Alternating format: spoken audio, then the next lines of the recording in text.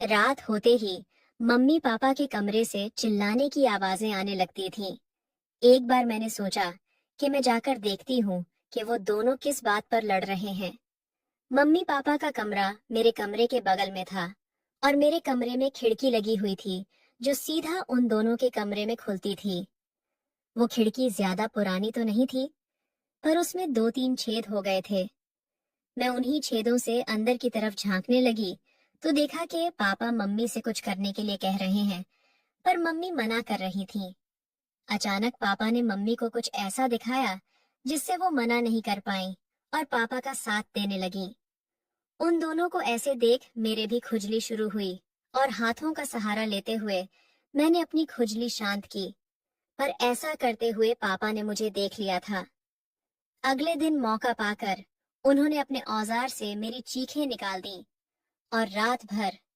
Hello दोस्तों, आज की इस रोमांचक कहानी में आप सभी का स्वागत है। मेरा नाम निशा है और मैं मुंबई शहर की रहने वाली हूँ। मुंबई में हमारा एक आलीशान घर बना हुआ है जहाँ मैं अपने मम्मी पापा और दादी दादाजी के साथ रहती हूँ। मैं अपने माँ बाप की इकलौती औलाद हूँ, इसलिए मुझे बहुत नाजों से पाला गया है।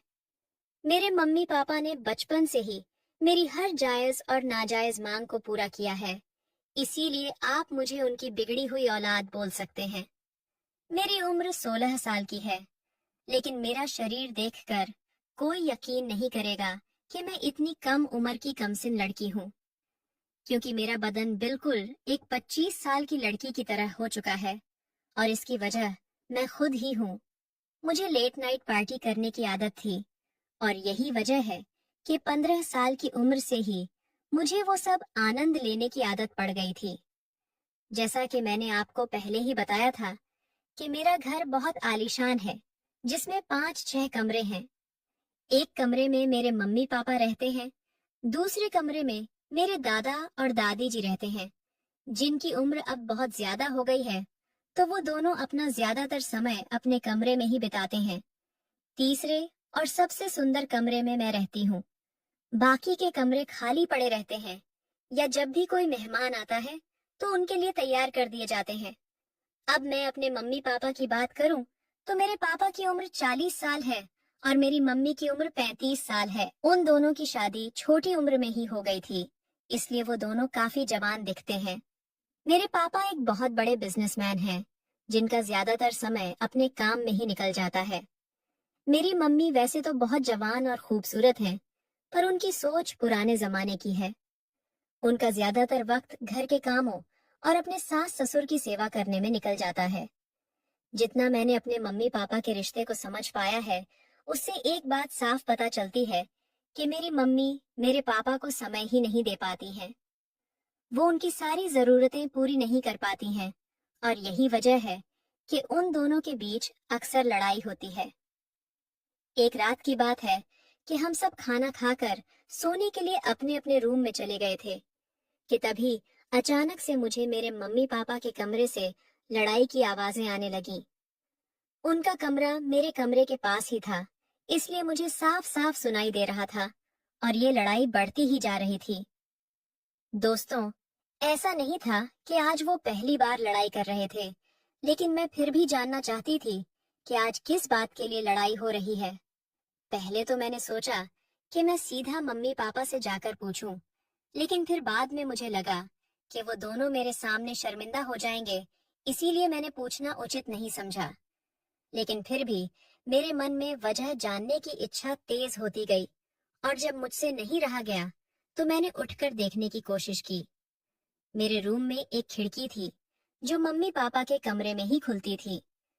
वो खिड़की ज्यादा पुरानी तो नहीं थी, लेकिन फिर भी उसमें 2-3 जगह छेद हो गए थे।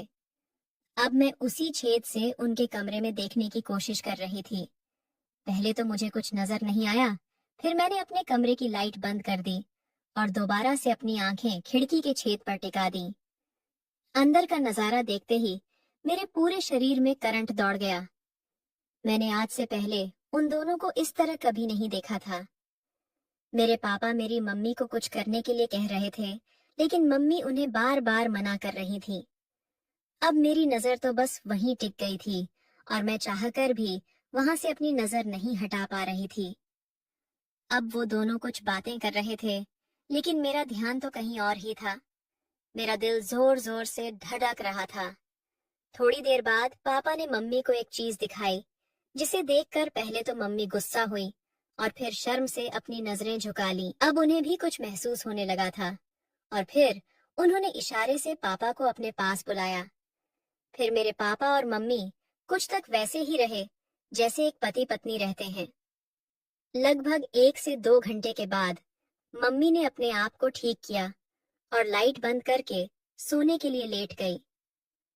अब उनके कमरे में बिल्कुल अंधेरा होने की वजह से मुझे कुछ नहीं दिख रहा था, तो मैं भी अपने बिस्तर पर जाकर लेट गई। इतना सब कुछ देख लेने के बाद मुझे नींद नहीं आ रही थी।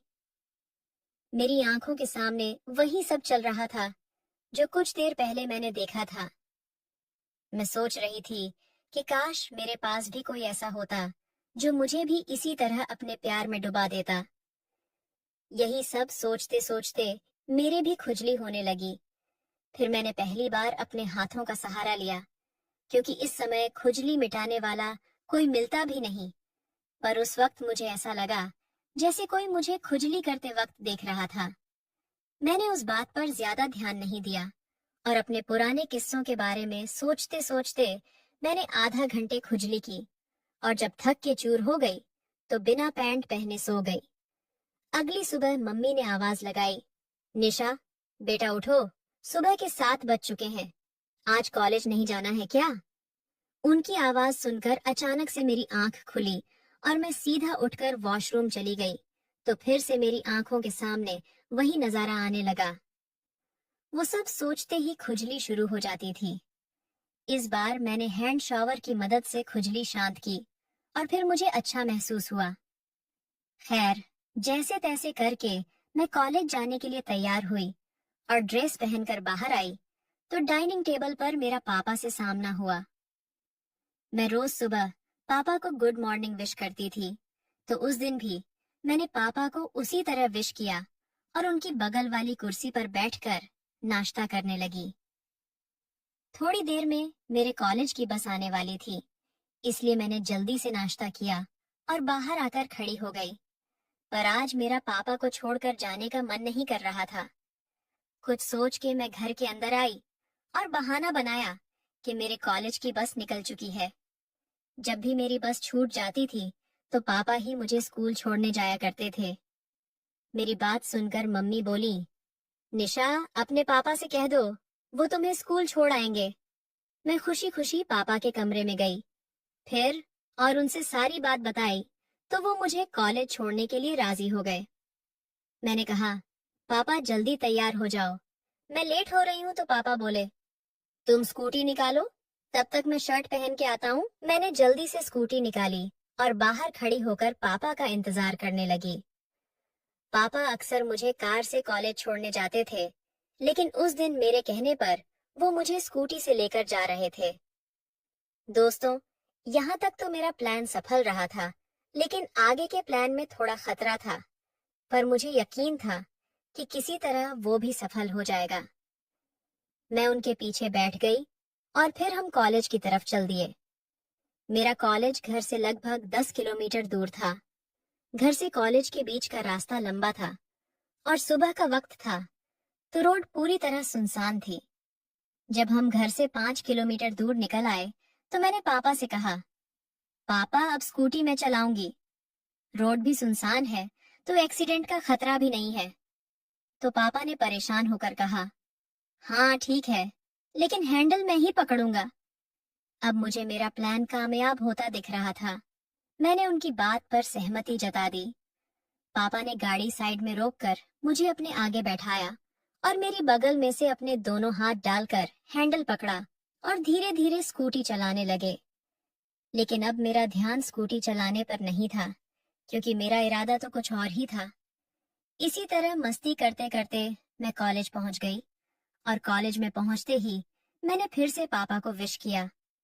मेरी इन सब हरकतों को देखकर पापा अब थोड़ा सा परेशान हो गए थे, क्योंकि इससे पहले मैंने आज तक ऐसी कोई हरकत नहीं की थी। मुझे कॉलेज छोड़कर पापा वापस घर की तरफ चले गए। कॉलेज में आने के बाद भी मेरे दिमाग में वही सब घूम रहा था। अब मेरा दिल कर रहा था कि मैं पापा के साथ गाड़ी पर ही बैठी रहूं। अब पता नहीं मुझे क्या हो गया था। ऐसा कौन सा तूफान मेरे अंदर उठ रहा था कि मैं अपने पापा के ही साथ ऐसा सब कुछ करने के लिए सोचने लगी थी। खैर, अब आगे बढ़ते हैं। फिर मैं अपने मन की इच्छा और मेरे मन में चल रहे तूफान को लेकर घर पहुंची। उस वक्त लगभग 2 बज रहे थे और घर में दादा दादी के अलावा कोई नहीं था। मम्मी कहीं गई हुई थी और पापा अपने ऑफिस में थे। कॉलेज से आने के बाद मैं वॉशरूम चली गई और फ्रेश होकर बाहर निकली। मैं बहुत थक चुकी थी, इसलिए चुपचाप बेड पर लेट गई और कब मेरी आंख लग गई मुझे पता ही नहीं चला। जब मेरी आंख खुली तो शाम के 5 बजे रहे थे। फिर मैंने नहा धोकर कपड़े पहने और मैंने कपड़े भी उस दिन कुछ अलग दिखने वाले पहने थे। अब पापा के आने का टाइम हो गया था, लेकिन मम्मी का कोई पता नहीं था कि वो कब आएंगी। शाम के 7 बजे किसी ने डोरबेल बजाई तो मैं भाग के गई और दरवाजा खोला। मुझे पता था ये पापा के आने का समय है। दरवाजा खोलते ही पापा मेरी तरफ देख मुस्कुराए और बोले, बेटा आज तो बहुत स्मार्ट लग रही हो। ये सुनकर मुझे बहुत खुशी हुई, क्योंकि अब मेरा प्लान अपनी कामयाबी के रास्ते पर जा रहा था। घर के अंदर आने के बाद पापा फ्रेश होने के लिए अपने कमरे में चले गए। ऑफिस से आने के बाद पापा तुरंत ही चाय पीते हैं, इसलिए मैं चाय बनाने के लिए किचन में चली गई। थोड़ी देर बाद पापा भी फ्रेश होकर किचन में आ गए और वहीं खड़े होकर इधर उधर की बात करने लगे। मैं पीछे मुड़कर पापा की तरफ देखा तो उनकी नजर कहीं और ही थी। अब मुझे ऐसा लग रहा था कि मेरे मन की इच्छा पूरी हो जाएगी, और बस मैं ऐसे ही खड़ी रही। चाय बन चुकी थी, इसलिए मैंने पापा को चाय दी और बाथरूम में जाकर खुद को शांत करने लगी। मैं जैसे ही बाथरूम से बाहर निकली, मैंने देखा कि मम्मी आ चुकी हैं। उनको इस वक्त घर में देखकर मुझे बहुत गुस्सा आया, क्योंकि मेरी इच्छा पूरी ही होने वाली थी। पर अब उनके आने के बाद ऐसा कुछ नहीं हो पाएगा। मुझे पापा से अपने मन की इच्छा जाहिर करनी थी, जो मैं मम्मी के सामने बिल्कुल नहीं कर पाऊंगी। पापा भी मम्मी के आने के बाद थोड़ा दुखी हो गए थे, क्योंकि ना तो वो ही कुछ करती थी और ना ही उन्हें कुछ करने देती थी। मम्मी ने खाना बनाया और हम सब ने साथ बैठकर खाना खाया। खाना खाने के बाद पापा मुझसे बोल, निशा चलो थोड़ा बाहर घूम कर आते हैं। पापा मुझे लेकर घर के बाहर आ गए। फिर बाहर आकर उनका मूड चेंज हुआ और मुझसे बोले, चलो बेटा आज कोई पिक्चर देख कर आते हैं। कई दिनों से हम बाप बेटी को अकेले में समय नहीं मिल पाया है। तब मुझे पापा पर इतना प्यार आया कि पापा मेरे साथ अकेला रहने की कितनी कोशिश कर रहे हैं। खैर, फिर हम स्कूटी पर सवार होकर एक सिनेमा हॉल में पहुंच गए और रास्ते में ही मम्मी को फोन कर दिया कि हम दोनों पिक्चर देखने जा रहे हैं। सिनेमा हॉल में कोई पुरानी मूवी लगी होने की वजह से ज्यादा भीड़ नहीं थी। पूरे हॉल में लगभग 50 से 60 लोग ही मौजूद थे। अब मुझे पापा की समझदारी देख बहुत खुशी हुई। वो चाहते तो कोई नई मूवी देखने भी जा सकते थे, पर वहां बहुत भीड़ होती और हम दोनों को अच्छा वक्त नहीं मिल पाता। पापा ने सबसे महंगे टिकट लिए और फिर हम लोग बालकनी में जाकर बैठ गए। उस समय सब मेरे हिसाब से ही हो रहा था। बालकनी में हमारे अलावा एक पति पत्नी का जोड़ा बैठा हुआ था और वो भी आगे की सीटों पर बैठा हुआ था। अब तो हम दोनों को और भी ज्यादा आराम हो गई। थोड़ी देर बाद पिक्चर शुरू हुई, पर सच कहूं तो मेरा ध्यान मूवी पर था ही नहीं। मेरा पूरा ध्यान पापा की तरफ था और वो भी तिरछी निगाहों से मेरी तरफ देख रहे थे। अब बस इतनी देर थी कि शुरुआत कौन करे। मैं तो पापा का साथ पाने के लिए वैसे ही मरी जा रही थी, और फिर उसी वक्त मुझे ऐसा लगा जैसे मेरे पैर पर किसी जानवर ने काट लिया हो। मैं तुरंत ही उठ खड़ी हुई। पापा ने घबराते हुए पूछा, बेटा क्या हुआ? तो मैंने उन्हें बताया कि मुझे ऐसा लगा जैसे मेरे पैर पर किसी कीड़े ने काट लिया है। पापा बोले, अच्छा कोई बात नहीं, अगर अब की बार कोई कीड़ा काटे तो तुम मेरी सीट पर आ जाना, मैं तुम्हारी वाली सीट पर चला जाऊंगा। उनकी बात सुनकर मैं बैठ गई। फिर 4-5 मिनट बाद मैं फिर से उछलती हुई खड़ी हो गई, लेकिन इस बार मुझे किसी ने काटा नहीं था, बल्कि मैं जानबूझकर खड़ी हुई थी। मुझे इस तरह देखकर पापा हंसते हुए बोले, निशा, तुम मेरी सीट पर आ जाओ। मैंने कहा, नहीं पापा, जिस तरह वो कीड़ा मुझे काट रहा है उसी तरह आपको भी काट लेगा। तो पापा बोले कि अच्छा, तो तुम एक काम करो, तुम भी मेरी ही सीट पर आ जाओ। इस सब के लिए तो मैं पहले से ही तैयार थी, और पापा के इतना बोलते ही मैं उनके बगल में बैठ गई और पर्दे की तरफ देखने लगी। मैं उनके बगल में बैठी हुई बिल्कुल छोटी सी परी की तरह लग रही थी, और वैसे भी मेरी उम्र भी ज्यादा नहीं थी। थोड़ी देर बाद पापा ने मुझे पैसे देते हुए कहा कि फूड काउंटर से कुछ खाने के लिए ले आओ। मैं बाहर आई और ढेर सारी खाने की चीजें ले ली। जब तक मैं वापस आई मूवी शुरू हो चुकी थी। मैंने पापा के बगल में बैठते हुए कहा, पापा, मुझे आपके साथ मूवी देखने में बहुत अच्छा लग रहा है। पापा बोले, 1 मिनट उठो बेटा, मैं तब तक खुद को सेट कर लेता हूँ। अब मुझे अंधेरे में कुछ नहीं दिख रहा था, और फिर जब उन्होंने मुझे बैठने को कहा तो मैं उनके बगल में फिर से बैठ गई।